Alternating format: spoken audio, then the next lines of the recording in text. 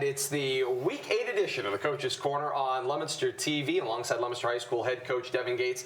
I am Todd Robbins, welcoming you to this Week 8 edition of the Coach's Corner, where Leominster gets set to play host to Algonquin to include the first 8 weeks of the scheduled regular season. More on that coming up, but first, we flash back to Week 7 action. It was Leominster and St. John's, a St. John's victory of 30-20 over the Blue Devils.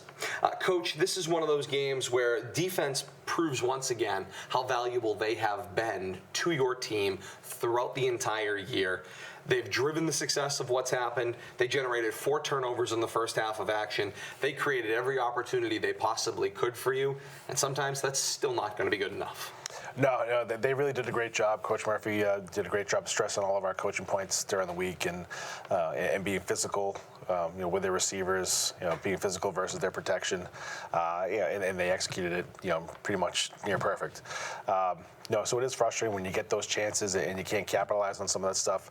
And we're still learning kind of on that side of the ball too, with some young guys playing. And it's obviously not an excuse, but. But we're turning, like I've said, last week or so. I think we've turned a corner and we're getting to find our rhythm. So it's we're getting there. You wanted to control the pace of play, and you certainly put yourself in a situation where you controlled the pace of play. You got to halftime in a 7-0 football game. Seemingly, Leominster was dictating the tempo of the game, which was not allowing St. John's to get into that rhythm where they just run 100 plays, some stupid number of plays per minute when you break it down across a football game. They just couldn't seemingly get into that rhythm. It's a credit to the defense and the way the game plan was executed. Yeah, absolutely. I mean, that offense, is predicated on making first downs, getting into the rhythm, and you kind of get in the feel of things, and you kind of, you play the, you play the chess match as that goes along, and to not let them, put, 2 and 3 good plays together was, was key in keeping them, keeping them off kilter and giving us a chance. The other aspect of that, of course, was the part of the game plan that we had talked about right before the football game, which was to keep the offense on the field. Keep the offense on the field and shorten this football game and condense it as tight as you possibly could. Yeah. And we kind of thought maybe the ideal situation would be reducing the game from a 4-quarter football game to a 3-quarter football game. Great. You successfully reduced that from a 4-quarter football game to a 2-quarter football game. Came out leading at halftime, and you had just those final 2 quarters that you had to hang in there. And you knew if eventually you got into that back and forth, that might not play to your advantage. Yeah, we just weren't built to keep up with them. I don't know many teams in Central Mass that are built to keep up with them if it goes down to that. And they've certainly proven that.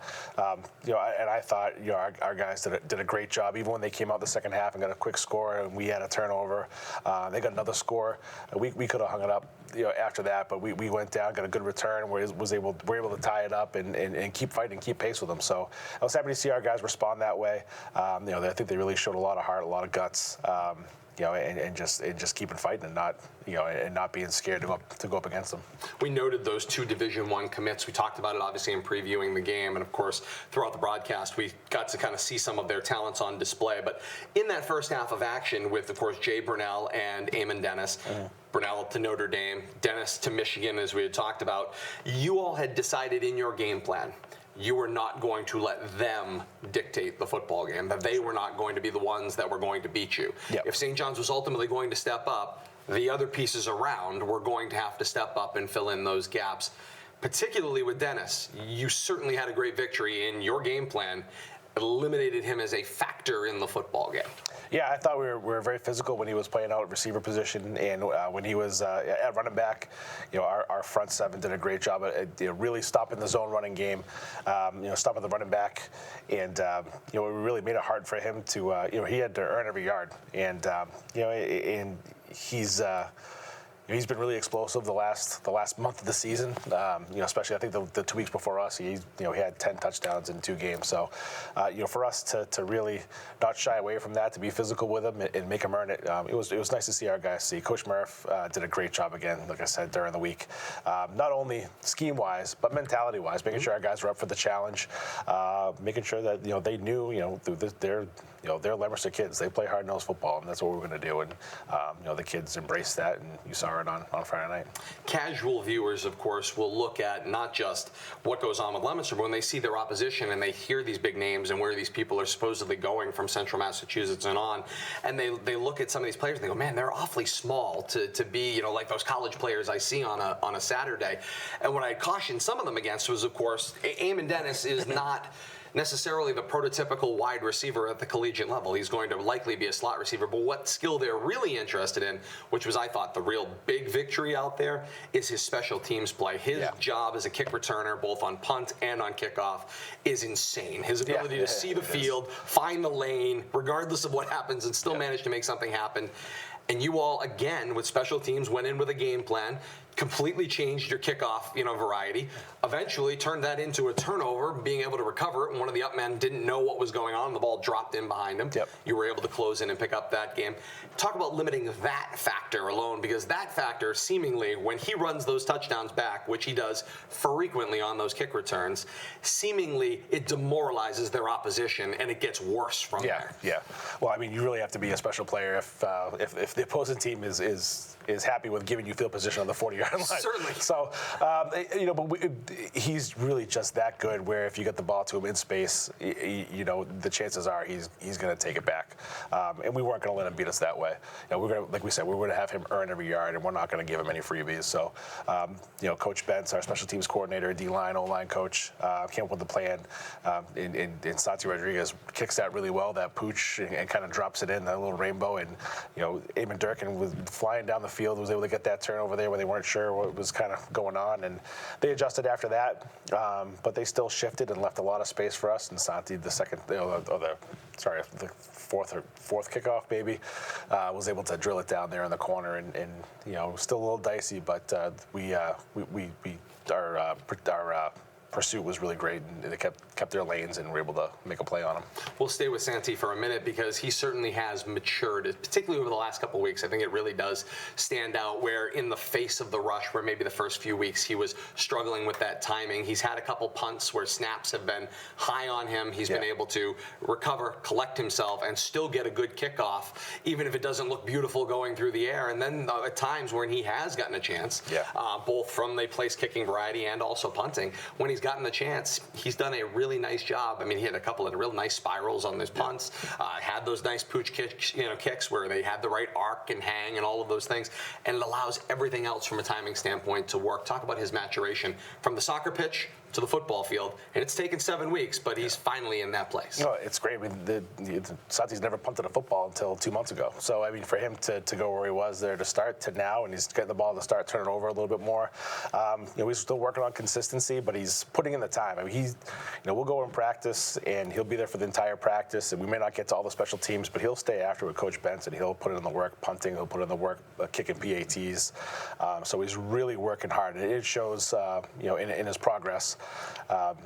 The consistency is something we still got to work on as a whole with special teams, not just Santi's kicking, but protection-wise, that's a big part of it. Because if something's off just slightly, for us, we can't afford to make those mistakes right now with where we're at. But it's nice to see Santi progress and have some success. And, if we can utilize his talents that way to gain an advantage special team-wise, then we're going to look at every avenue we can to do that.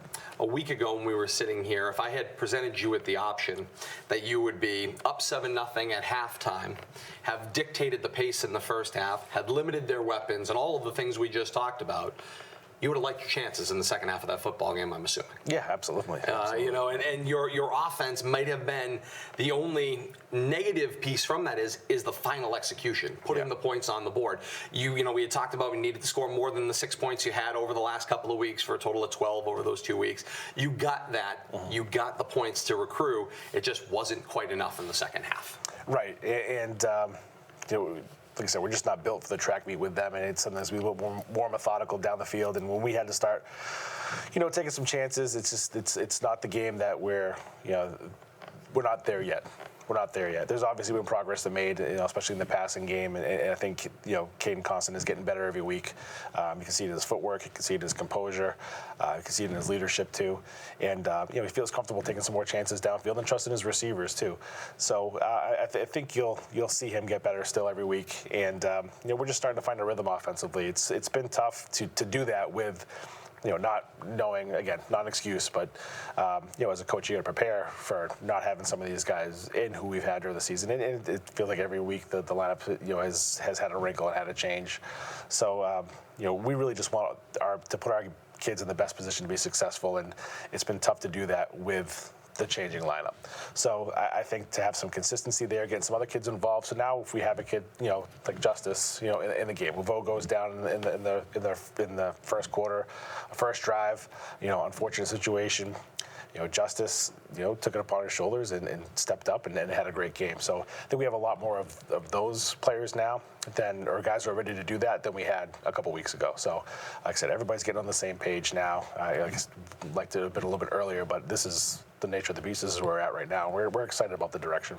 Let's spend a couple more minutes on a couple of players from the offensive side of the ball that certainly were very successful.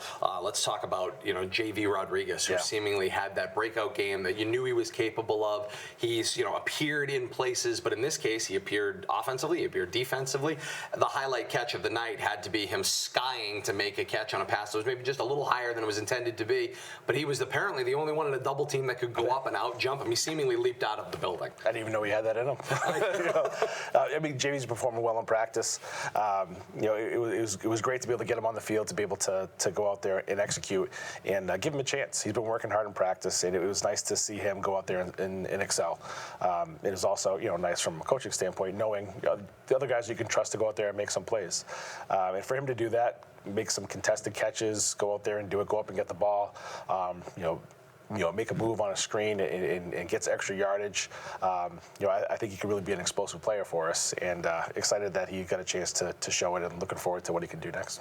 You mentioned a moment ago Justice Reynolds. We'll go back and just visit that, because I know what you've been waiting for is that breakout game that you knew he had the skills. Yes, absolutely. And he's been coming back off of injury. He's been trying to trust himself, and it seemed like finally a couple weeks ago he stuck his foot into the ground, turned upfield, and I think it felt good. And so it's kind of grown on itself. And you were absolutely right. In this game against St. John's, all of a sudden he was cutting and moving, and like that Justice Reynolds we had seen maybe a couple of seasons before the injury. Yeah, I think he. I don't think anyone was more frustrated than Justice. In terms of what he was putting on the field. I think he was really wanted to be able to do what he's done in the past, and it really struggled with that, with some of the hardware he had to wear and everything, and now he's able to adapt a little bit and loosen things up. I think he's just running determined. I think he's not thinking about it too much. He's going out there and running the plays, and I think some of the stuff that we kind of adapted to fits his skill set a little bit more. So we scored on the same 3 plays all during the game, and he really ran that play to perfection. And it was nice to see him really go out there and have that game, knowing how great of a kid he is, how hard he works, and the struggles he's gone through. So it was really nice to see, and hoping that continues for him. When student athletes want it badly, seeing them get it to the end when they work for it, it is all of the great parts of high school athletics. We'll take one more moment to highlight, both as not only people who are covering, for the opposition, but just football fans in general.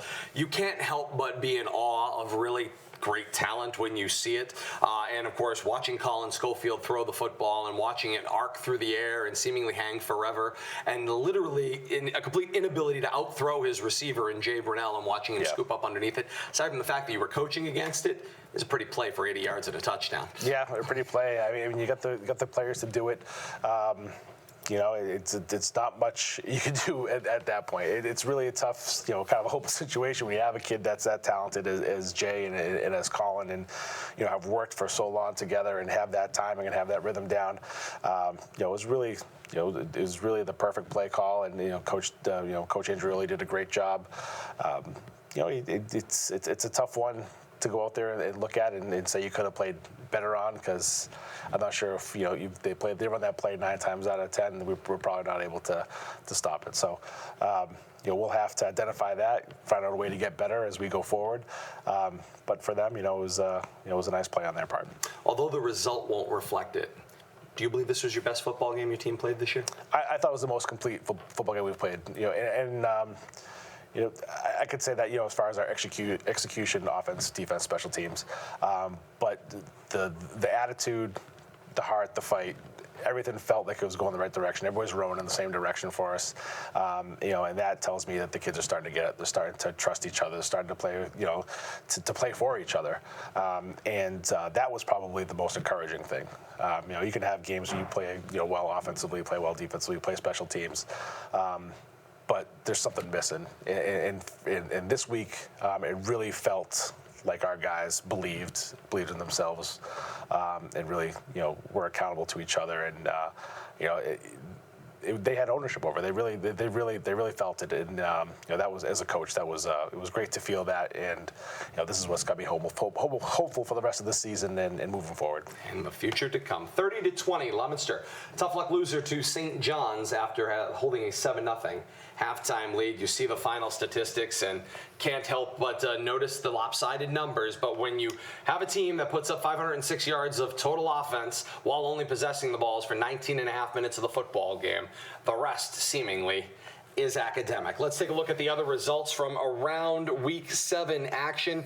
Out there, Shepherd Hill tops Shrewsbury in a Saturday matchup, 29-22 the final in that one.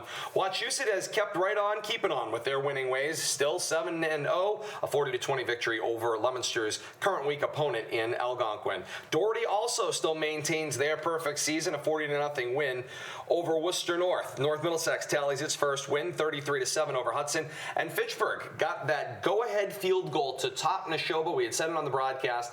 You win by the field goal. Sometimes you die by the field goal. It just doesn't happen very often in high school football, but it did to Neshoba. They've won 2 this year on game-winning field goals, and now they've lost 1 to it as well. Fitchburg's Justin Comasana with the game-winning field goal to win it 16-15, the final score in that one. We'll jump right ahead to the power ratings through Week 7 action, and this pretty much, although there will be some slight changes given the 8th week action, we know the top 4 teams in Division III Central Mass will be the top 4 teams that you see in front of you. It's Wachusett, Doherty, St. John, Shepherd Hill. Those will be the top 4 spots. They could jockey a little bit depending on results, but those 4 teams will make the finals and match up for your playoffs. So right now, through 7 weeks, Wachusett would take on Shepherd Hill in Week 9.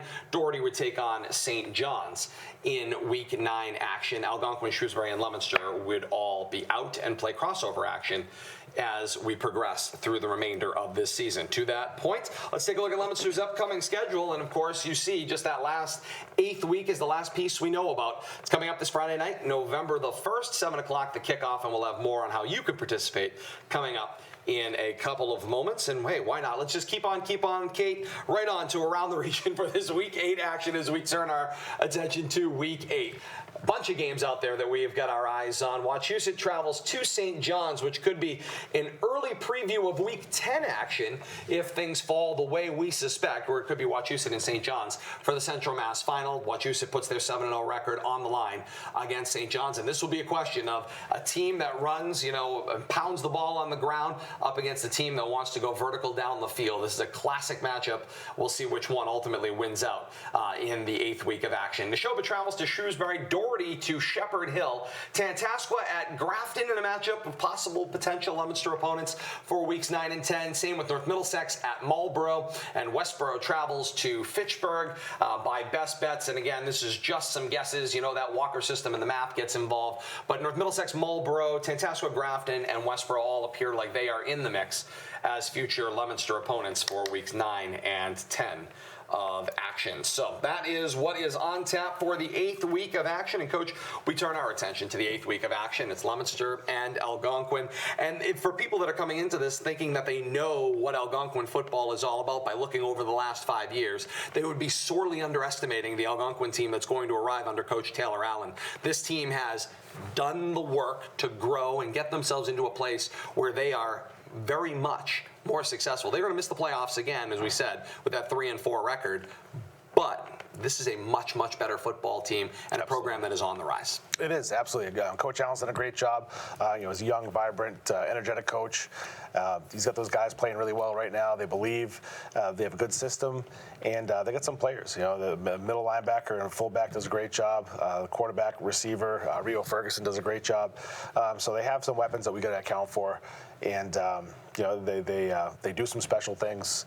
And some some things that we're going to have to take care of. They're going to have to account for. So they do some things a little bit different, a little bit special that we're going to have to really practice and be ready for. But no, they're definitely on the rise.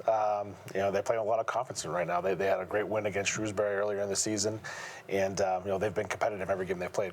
When you look at their resume, as you alluded to, their wins are over Groton Dunstable by a 41-0 score early on in the season, 17-7 victory over Shrewsbury, and a 43-19 win over Marlborough. Those are their 3 victories. Their losses: 26-8 to Doherty, Shepherd Hill 41-38, Fitchburg. They eke out that 7-0, or they dropped the 7-0 game to Fitchburg, and then Wachusett last week on the 40-20 score. So Doherty, Shepherd Hill, Fitchburg, and Wachusett, clearly 4 of the best teams in Central Mass right now, or who they drop their games to. Yep. But, I always love to apply the transitive property of sports. So that means that the game we should be looking at from common opponents is Shrewsbury. If you look at defensively, you held Shrewsbury to 1 touchdown. Their defense also held Shrewsbury to 1 touchdown. Their offense scored 17. Yours just 6. What's the takeaway from that? Well, we're going to have to score more points. Yeah. That's just Simple math, right? And like I said, I think our offense is growing and getting better and has a little bit more of a rhythm. It's they like to run the football, but they do it in a different fashion than like Wachusett or Shepherd Hill. It's not, it's not like a wing tee. It's not the shell game kind of offense that we've had struggled with at times this year.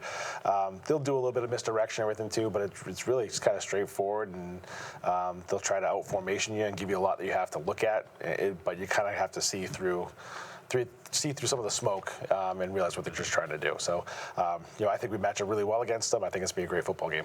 Is it fair to say that when you look across the field, or when your defense looks across the field, it will feel somewhat like yourselves, but yet maybe look a little different, where you guys maybe try to do things well? You don't necessarily disguise things a lot, but you do dramatically have a number of different things that you try to do out of some very simple, basic plays.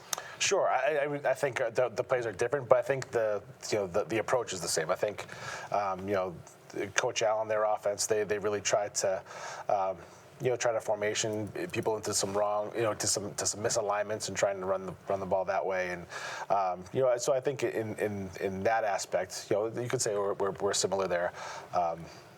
I think defensively that they have a 4 down in front. They'll either 4-4 or 4-3. We're a 3-4. So I think our defense presents problems for them in terms of trying to run the football. There's a lot of guys in the gap. I think they're going to have to try to throw the football to loosen up a little bit. But like I said, they've had some success. They have a bowling ball of a running back, a guy who's really, really tough in number 44. And we're going to have to really he'll be a problem for us if we don't account for him. When you look, obviously, at Friday night, it's an important time of the year in that, of course, your 8th week of your regular season. You don't know what's going to come next because you're waiting for the draw to come. But all of a sudden, in this seemingly middle of the season, you have your senior recognition night as well. So it's senior night. It's important, obviously, to all of the seniors that have been through the program, both with you this year and who have been here prior to your tenure here. It's always nice to get a chance to honor them, even if it is seemingly so early in this calendar year. You're not done yet. No, not done yet. No, and I'm glad that we have it. It's a great tradition, and our seniors, but they put in a lot of work. They've been here. They've gone through a lot. And I think it's important to recognize those guys who've stuck it out, no matter what the outcome has been, and poured everything they had into this football program and into the school. It's really important. I think they set the tone for the upcoming players, the underclassmen, and I want to have it to be a special event where the younger guys are looking forward to their time to have that too. Leominster and Algonquin coming up on Friday night.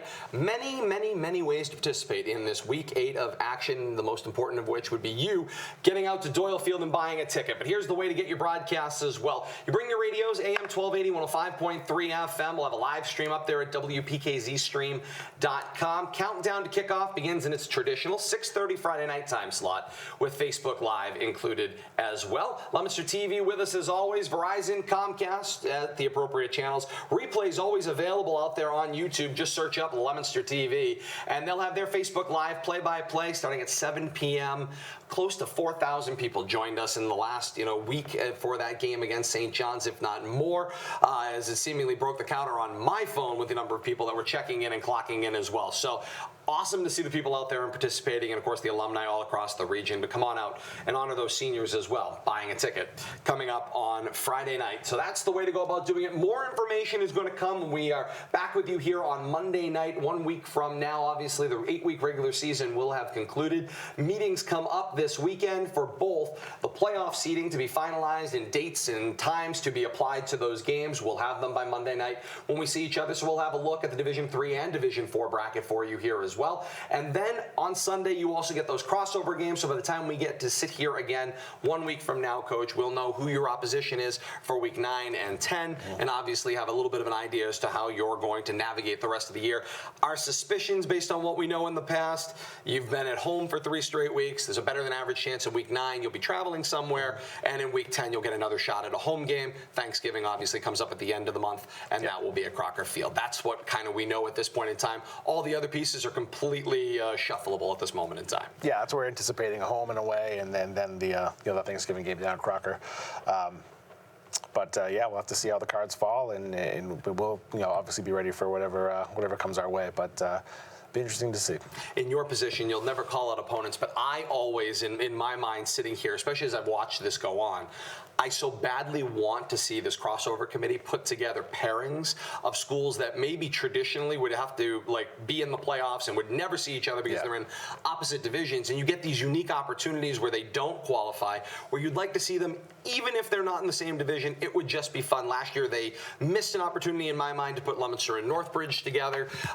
There's a number of different historic programs that for whatever reason would never play each other because of their divisions during the regular season or in the playoffs. But when this crossover round comes along, when I had seen it done in upstate New York, they use a very similar system, chance to pair up those programs that would never see each other traditionally and get those great storylines. I guess from a broadcaster, I'm biased, but it would be a lot of fun to get a chance to see. Yeah, no, I can see the value in that. I think it's again, it could be a unique opportunity to have some of these programs play that don't normally get to see each other, and create some good opportunities for fan bases to get together and really see how you match up against some of the other storied programs in the state, guys who have done really well in the past. So we'll see what happens, but I think that would be a unique and fun thing to do. Without a doubt. I'll leave it at this. I'm starting to question whether this 8-week regular season is really the best thing for high school football in Massachusetts. I will leave you to think about that until we come back 1 week from now with our next live edition of the Coach's Corner on Monday night as we start week 9 next Monday. We'll be here at 6 o'clock here on Leominster TV. For Kate Robbins back in the control room, along with Executive Director Carl Permarini, Leominster Head Coach Devon Gates, I am Todd Robbins. Until next Monday night here on the Coach's Corner, so long, everybody.